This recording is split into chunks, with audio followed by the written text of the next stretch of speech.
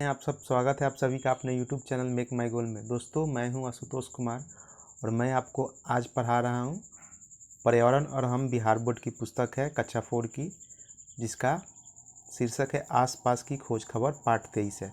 तो इसका आज पार्ट 2 हम पढ़ाने वाले हैं। पार्ट 1 आप नहीं देखे हैं तो पिछले वीडियो में आप जाकर देख सकते हैं। तो चलिए, जहाँ से ख़त्म किए थे वहाँ से शुरू करते हैं।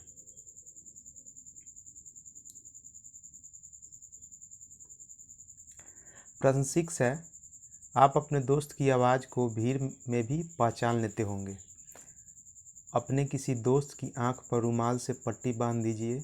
बारी बारी से 4 अन्य दोस्तों को विभिन्न दिशाओं से उसका नाम पुकारने और ताली बजाने के लिए कहिए। सही पहचाने जाने वाले दोस्त और दिशा को इस प्रकार अंकित कीजिए। देखिए, एक बच्चा है, उसके आंख पर पट्टी बांध देना है। 4 दोस्त हैं, चारों दिशा में खड़ा हो जाएंगे और वो ताली बजाएंगे। ठीक है, तो उनका नाम बताना है और किस दिशा से आवाज़ आ रही है ये भी बताना है। ठीक है, तो ये एक्टिविटी आप खुद से भी कर सकते हैं। मैंने किया, मैं बता देता हूँ। पहला दोस्त है विक्की, आवाज़ सही थी। ठीक है, दिशा पश्चिम से, वो भी सही थी।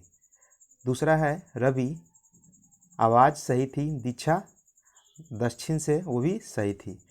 अगला है अभिषेक, आवाज़ सही थी, दिशा पश्चिम से, वो भी सही थी। अगला है अमर, दिशा भी सही है और आवाज़ भी सही है, दिशा उसकी उत्तर थी। ठीक है। प्रश्न 7 है, इस गतिविधि को आप पुनः किसी अन्य दोस्तों की आंखों पर पट्टी बांधकर कीजिए। अब आप बताइए। ठीक है, पहला है इसका प्रश्न, पहला मिसिंग है। दूसरा है, क्या आपको आवाज़ और दिशा पहचानने में कठिनाई हुई? थोड़ी बहुत हुई। ठीक है।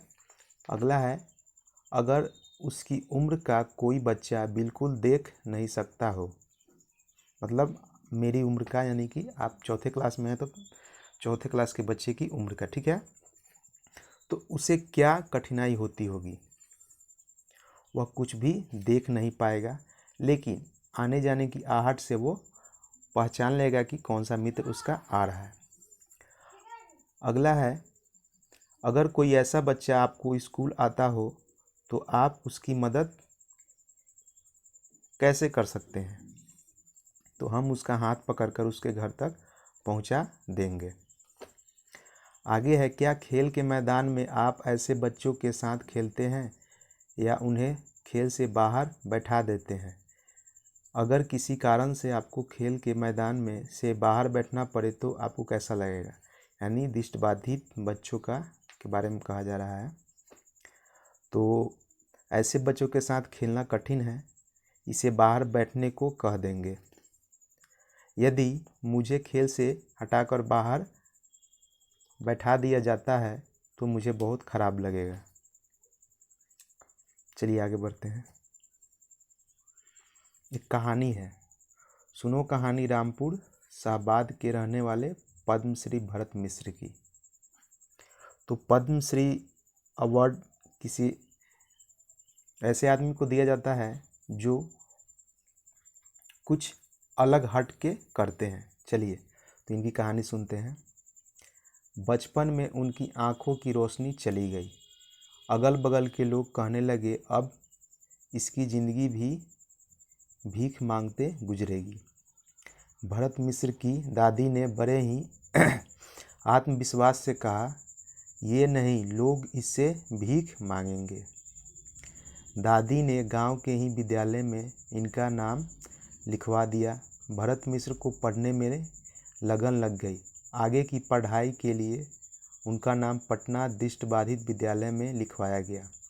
अपनी मेहनत और प्रतिभा के बदौलत उन्होंने न केवल मैट्रिक और इंटर की परीक्षा पास की, बल्कि राजनीतिक विज्ञान से एमए और पीएचडी भी की।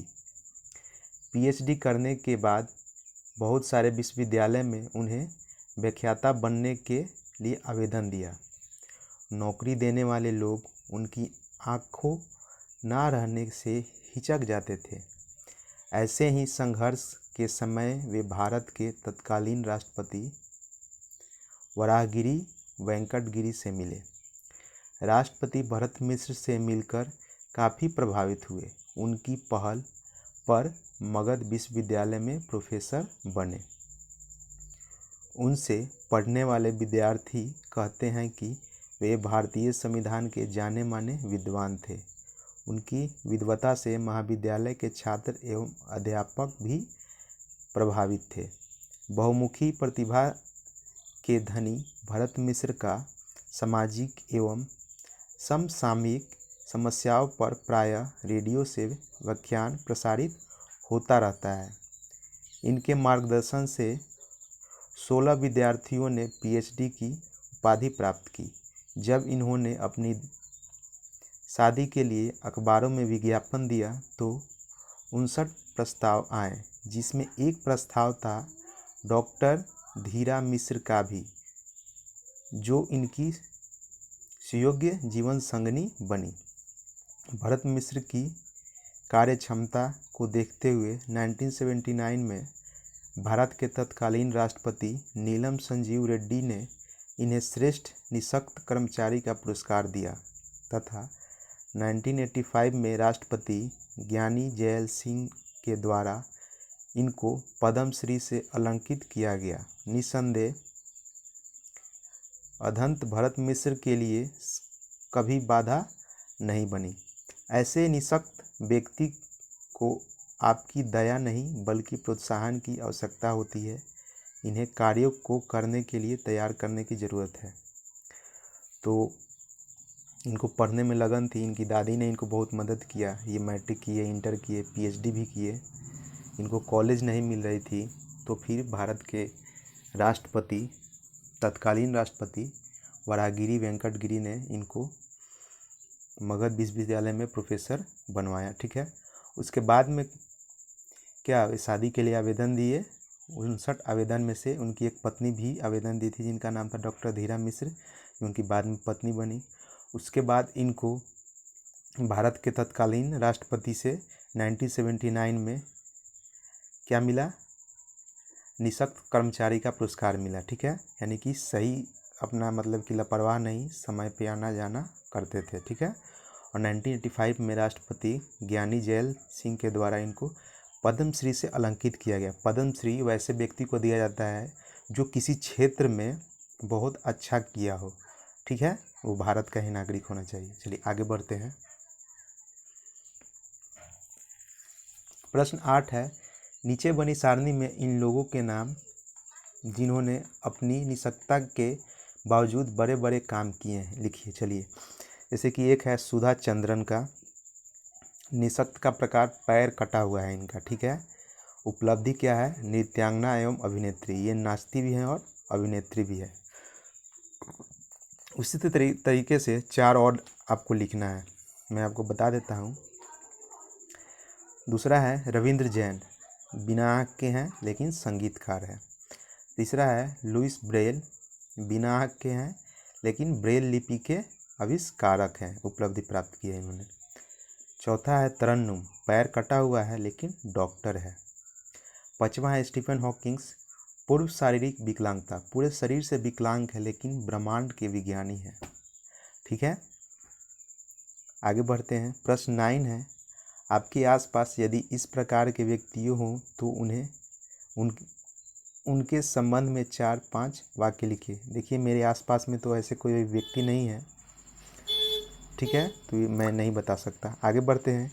मुझे यह अच्छा नहीं लगता, एक वाक्य है, इसमें कुछ बातचीत है, बताया गया है।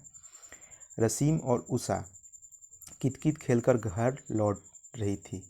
रसीम को प्यास लग गई थी। चलो मेरे घर चलो ना, वहीं पानी पी लेना, उषा ने रसीम को खींचते हुए कहा। तुम्हारे मामा तो घर नहीं होंगे ना, अगर वे होंगे तो मैं नहीं जाऊंगी, रसीम ने कहा। ठीक है। लेकिन क्यों, मामा को तो तुम अच्छी भी लगती हो, वे तुम्हें मिठाई और चॉकलेट भी देते हैं, उषा ने कहा। रसीम ने मीना से अपनी हाथ छुड़ाते हुए बोली, तुम्हारे मामा से मुझे डर लगता है, वे मेरा हाथ पकड़ते हैं तो मुझे अच्छा नहीं लगता। यह कहकर असीम अपने घर चली गई। तो देखिए यहाँ पे चाइल्ड एब्यूज़न का यहाँ पे बात हो रही है। तो ऐसे बच्चों, अगर आपके पास साथ भी ऐसा अगर हो रहा हो तो आप अपने माता पिता को कंप्लेन कीजिए, अध्यापक को भी कंप्लेन कर सकते हैं। इससे डरना नहीं है, ये बहुत गलत है। ठीक है, आगे बढ़ते हैं। प्रश्न 10 है, बताइए क्या आपको भी कभी किसी का छूना बुरा लगा है? किसका छूना आपको अच्छा नहीं लगा? देखिए मेरे साथ ऐसा कभी वाकया नहीं हुआ है। दूसरा है, अगर आप रसीम की जगह होते तो क्या करते? मैं रसीम की जगह होते तो अपने माता पिता को कंप्लेन करते और क्लास में जाकर या फिर स्कूल में जाकर प्रधानाध्यापक के पास कंप्लेन करते। ऐसा होने पर और क्या किया जा सकता है? देखिए ऐसा होने पर आप पुलिस में भी केस कर सकते हैं अपने माता पिता की अनुमति और प्राध्यापक की अनुमति के साथ। ठीक है, चलिए आगे बढ़ते हैं। चलिए पाठ समाप्त हुआ। मिलते हैं अगले वीडियो में। अगर आपको ये वीडियो अच्छी लगी तो ये आप अपने दोस्तों को पहुंचाइए। बहुत बहुत धन्यवाद। मिलते हैं अगले वीडियो में। जय हिंद, जय भारत।